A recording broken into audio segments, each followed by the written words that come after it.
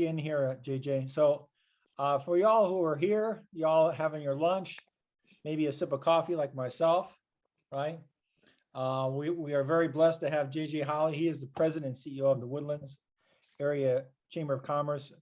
And I have to tell you, from my years when I used to have a business in my old hometown, there is not a greater resource than the Chamber of Commerce.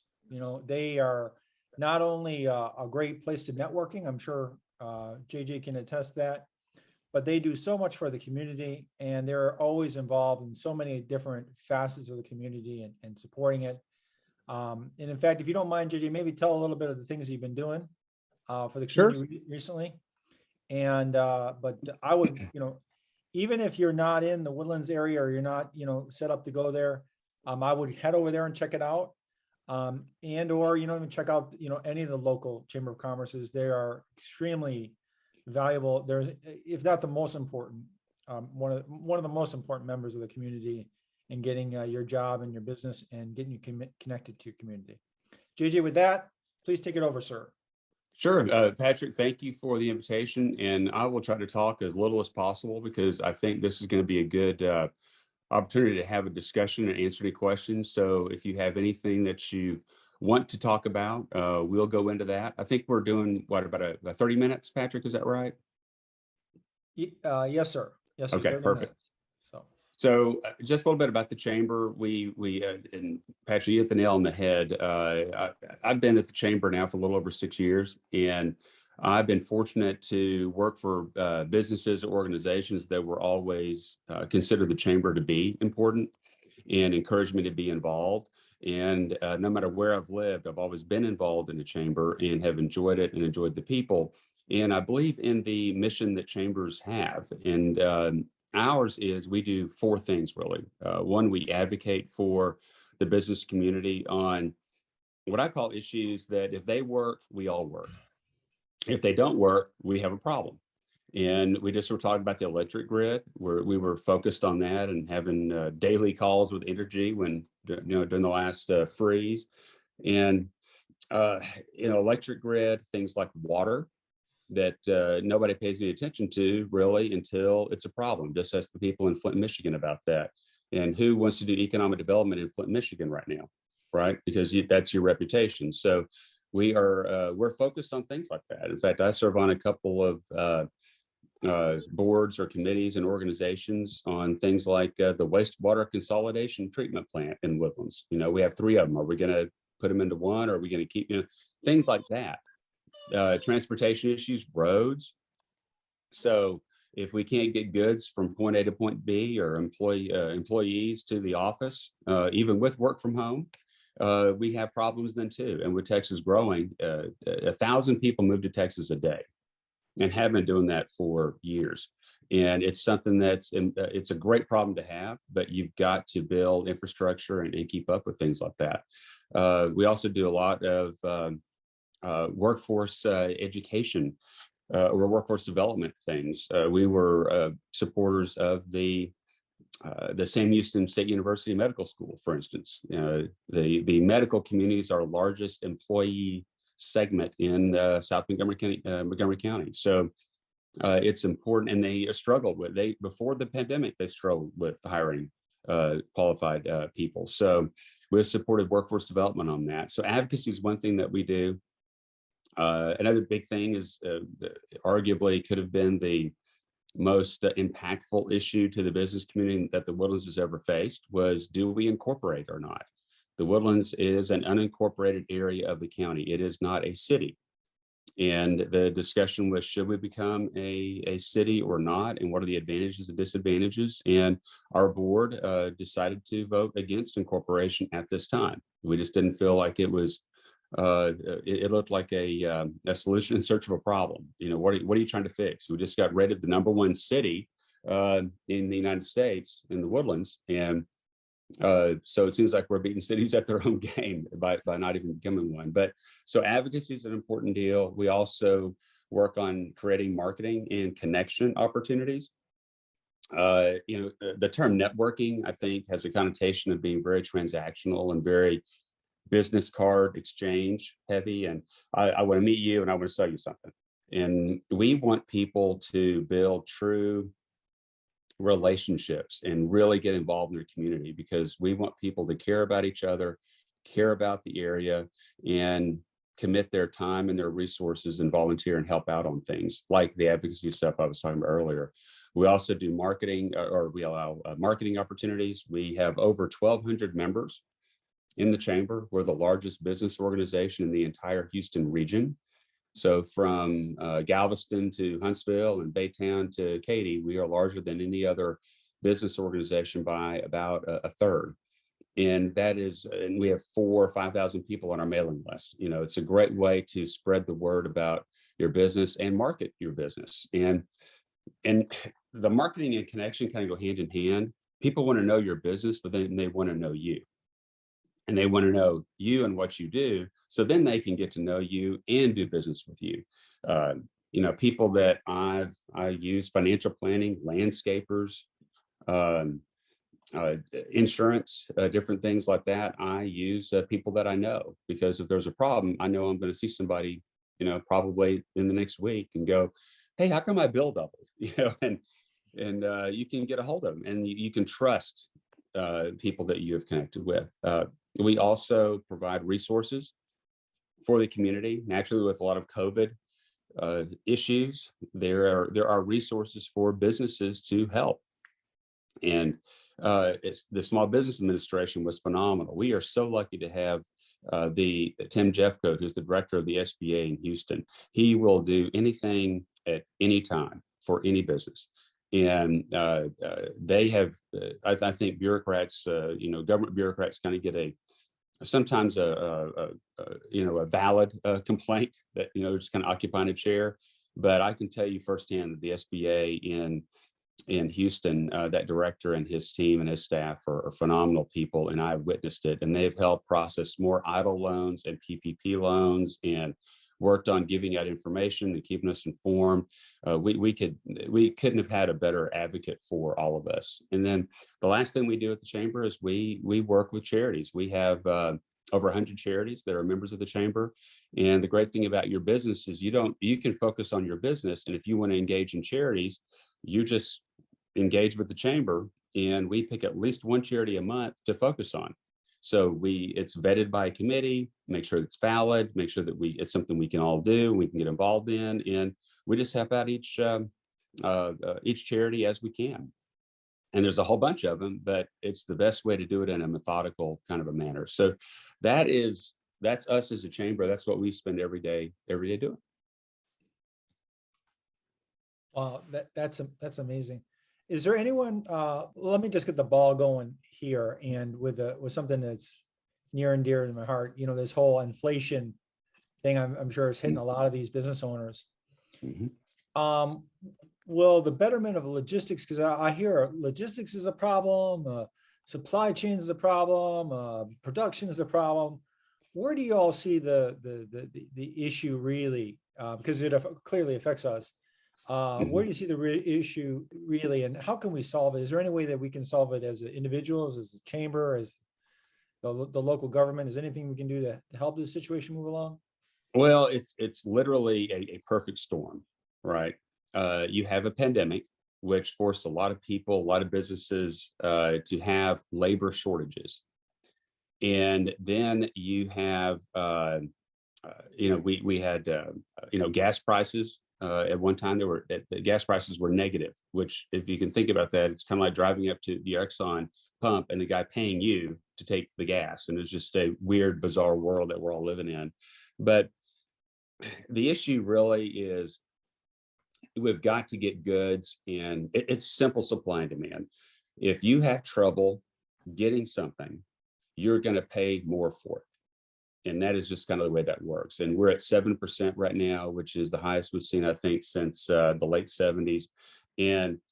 But as COVID becomes, and I hate to say this, sort of a normal part of our life, and we start realizing that, hey, we all still have to get things done, and we have to get work done. And when you talk about supply chain, there are just we've all seen the ships stacked outside of the Los Angeles harbor. Well, one way we can help is, hey, guess what? Those ships can come to Houston, or they can go to Beaumont or Corpus Christi, because the Panama Canal is now widened, so it can handle most of those ships. And one of the issues is the rail has increased the price. It costs less to transport via rail goods from Los Angeles to Dallas than from Houston to Dallas. So I don't know, I'm not good at geography, but I think Houston to Dallas is a little bit closer than LA. So it's something where, as usual, there's several pieces of the puzzle to make it work, but we've got to get people back to work. We've got to get the supply chain moving, which is partially getting people back to work. We've got to get things from point A to point B. And it's got to be something that, because it's a worldwide phenomenon, it's not just a US phenomenon, we're all so interconnected. It's all got to be something everybody's got to be focused on it at the highest, levels. And it's a federal issue. There's not much we can do statewide, countywide, locally to affect that. I appreciate the answer. Yeah. JJ, I have a question for you. Hey, Carla. Hi. So you work with, here we go. You work with business owners, small, medium, large size businesses all the time. That's what you do. You're very connected to the business community, but you're also, as most people on this call today, a veteran. And so I would like to have you talk a little bit about your experience having served and how that impacts or informs your day-to-day work in the business community. Boy, Carla, you are teeing up some good questions today, I tell you. Making me stretch a little bit. And thank you for that. That's something that I'm particularly proud of, being a veteran. My father was a retired Army. And so I grew up in an Army, on Army posts in all over. And we were in Holland, we were in Alaska, we were in Kansas, in Texas, we were kind of all over, and it was a great experience. And I swore to my father I was not going to go in the military unless they gave me 18 years of credit, because, I was in there for 18 years. It started when I was just a little baby, and we transferred all over the place. But I did it the exact opposite of the way it should be done, because I didn't listen to my father. I'm sure every young man listens to everything his father says. I know my son certainly does. And so it was an issue where I didn't want to go, but I went to college and played football and, had a lot of fun doing that. I wasn't good enough to go to a big D1 school and get a full ride. So I had student loans, but at the small college that I played at. So, but I went to work for a U.S. congressman who was a Naval Academy graduate. It's a guy named Charlie Wilson. You might have heard about his activities in Afghanistan and based almost, single-handedly helping to fund and drive weapons to the Mujahideen to defeat the Red Army. And we would, I'm convinced, would still have the Berlin Wall up if Charlie Wilson hadn't taken a stance there. But it was just something that I saw the importance of military with my family, the importance of military with Congressman Wilson, and it just became a scratch that I needed to itch. So, being 24 years old, I signed up, and I wanted to be a helicopter pilot. And we were going down to Ellington Field, and we were going to go see the Apache helicopters. I've always been enamored with airplanes and airports, thought I'd just like to fly. So I went down, and we were walking to the helicopters, and we passed this group, and these guys are rigging up to do a jump. And he says, "Don't even look over there. Those guys are nuts. You will not want to, just don't even look over there." Well, turns out it was a airborne ranger unit, and it was filled with a lot of guys that had done 8, 10, 12 years in the Navy SEALs or Ranger units or Marine Recon, et cetera, et cetera. And that's where they were going to kind of, finish out their 20, but and still be involved in the military. And lo and behold, before I knew it, my eyesight was not good enough to be an Apache pilot. And I was in Fort Benning and going through infantry basic training in AIT and then airborne school. So I spent 6 years in the Army National Guard. I was fortunate to never have been activated. As they say, I was stationed in Fort Living Room the whole time, which was kind of a great, advantage. And I got out. I went in '94, got out in October of 2000, and less than a year after that, September 11th happened, and all the guys I was with went to the sandbox. I missed it by 11 months, and both feel both good and bad about that. You kind of want to be with your buddies and helping them out, but it's something that I think I think even though I went in late, there was I was, felt good about doing what I should do, being a patriot, serving. But I think the discipline of that really helps. I also think it's great perspective. We talked about how cold it is. And we used to joke with my infantry buddies that the worst we could be was cold, wet, tired, and hungry, and outside sleeping in it. And even when it's cold now, I'm grateful. I've got a nice soft bed I can sleep in, and things aren't bad as they can be. So I think the military is a great.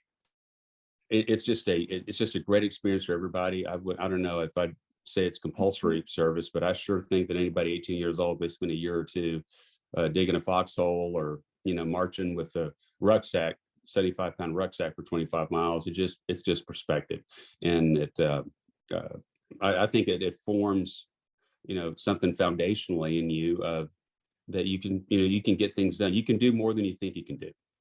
A lot of times our brain limits the body. And I think it's something where you say, hey, you know what? I was able to do that, so I can probably do this. And as you guys know, as being business owners and entrepreneurs, you probably waffle between, oh my God, what have I done? Maybe I should be doing something different. Or, wow, I am so busy that I may need to hire more people. And it seems like there is no middle ground.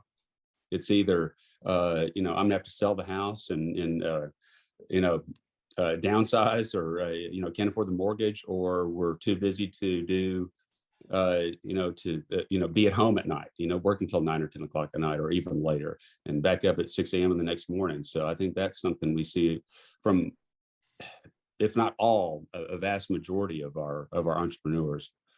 And again, if you've gone through the military, especially if you've been in any kind of combat or done any kind of severe, intense training, then I think it sets your expectations a little bit better, sets your perception.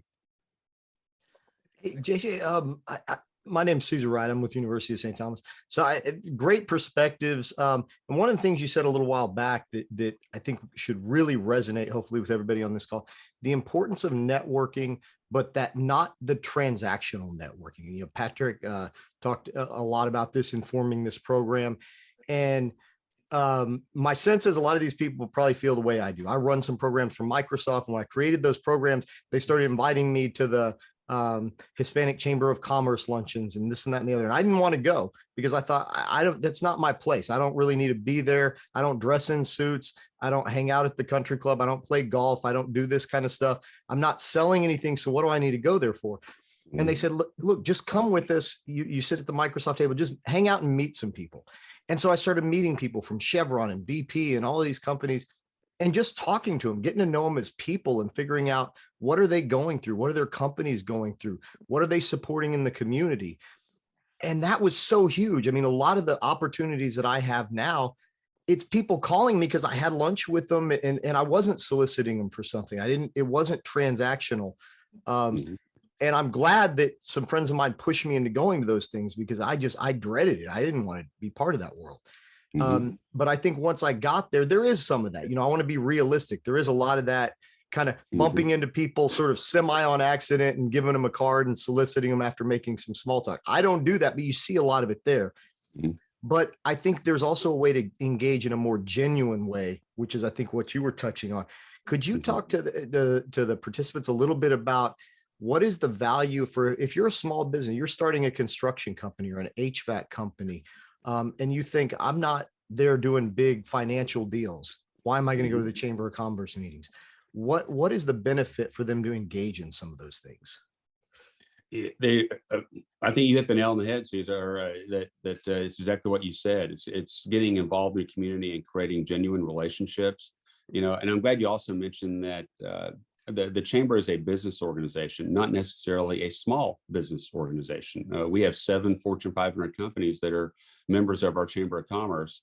And by the way, the 7 Fortune 500 companies, sometimes they have small business or historically underutilized business requirements on their contracts, especially if they have any federal contracts.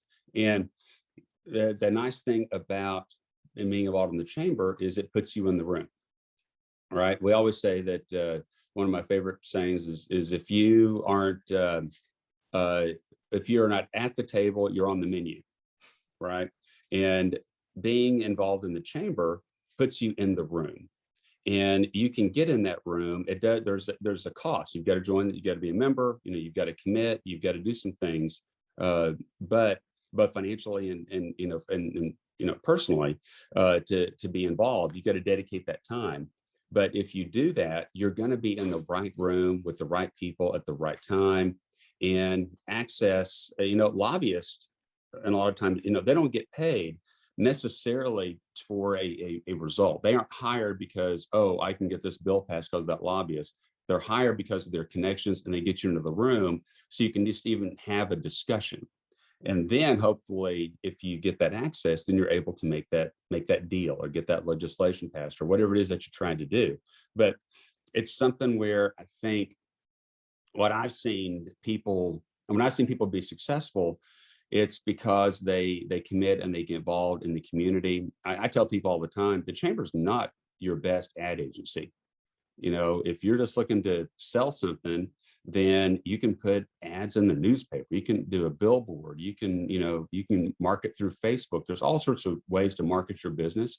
And by the way, you should do that. But if you want connections and community, and when things get rough or when there's an issue that's important, then you're involved and you're helping to. People don't realize how fragile economies are. I mean, we've seen it. We were talking about with the supply chain and inflation and things like that. The chambers are the ones that are minding the door. They're on guard duty. They're the ones that are watching. They're standing on the wall to make sure that, hey, no, we don't want you to do things like that. They're going to hurt economic development. Because if we don't have economic development, if we don't have water, we don't have things like that, then it doesn't. It's all got to fit together. Yeah. So for those of y'all that, for the veterans joining in, also understand that there are a lot of ways you can be formally involved with the Chamber of Commerce in a lot of ways. I'm very informally involved with different chambers of commerce. I go to events. Sometimes they'll invite me out to special events that they do, things like that, luncheons. Sometimes they'll invite me in to just talk about, be an advisor or a consultant on certain things. There are ways that you can engage differently according to the level of where you are with your business. So it's not an all or nothing. It's not either, have this intensive investment right up while you're trying to focus on just finding a storefront property to put your business in. There are ways that you can start to go even just to some of those meet and greets, some of the lunches, some of the special events. And I encourage you to do that as much as I was resistant to do it. I'm glad I did. But my wife is in a transition period right now. She was a high school counselor or teacher for almost 20 years with Conroe School District. And she has branched out on her own she does college consulting for high schoolers. She meets with these freshmen, sophomore, juniors and helps them get all their ducks in a row so they can get to the school they want to get to. And, she joined the chamber at a minimal level because she's married to me, so she had to. But it's something where she's still, in fact, the day that she joined and she came into the office to join, she crossed paths with someone who needed her services. And it's something where that's transactional, right? But it's something where she's already been involved, obviously, because she goes to things with me, but she's she's capitalizing on that and now using it to market and let people know about what she does. And it's amazing to see people just kind of come out of the woodwork, and businesses want to help each other succeed.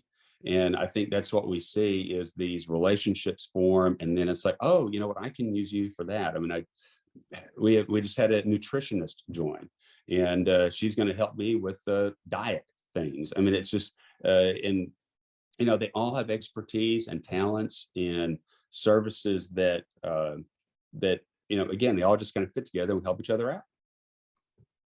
And I hope y'all see, I mean, what he's talking about just happened organically right now. He talked about his wife's background, what she does. I run K-12 education programs for Microsoft. Currently, my programs are housed under Accelerate and the Digital Alliance with the City of Houston, but Microsoft's expanding those to the greater Houston area. So as I move out now, just based on the fact that you're involved with the council, and that brought you to be part of this meeting, which then brought you to bring up your wife. So when I'm expanding something out, I grew up in the Conroe area. My programs are in Houston. The Woodlands is right in the middle. As I'm bringing programs out there, that could end up creating an opportunity for me to connect with your wife and you know, have her involved with one of the STEM outreach programs that I work with. That's the kind of organic nature of how these things work. And you see, this wasn't you and I sitting there in suits handing off business cards. That just happened through your conversation, through the example that you gave.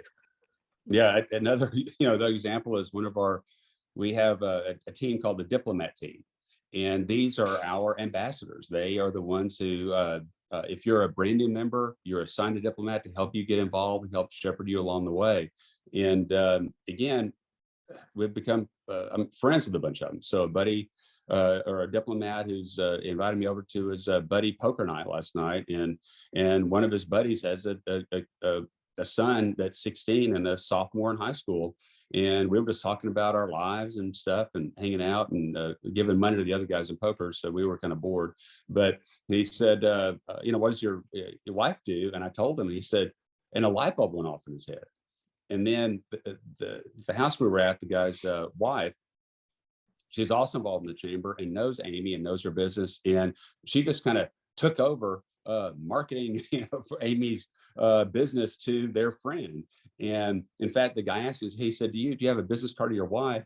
And Britt DeVoe, she's you know, friends with Amy there. And she said, oh, I'll get you in contact. I'll send you her information.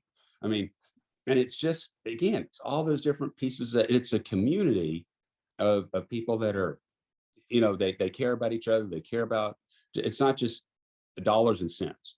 It's not just trading services, trading business cards. It's really people getting to know each other and want to help each other out.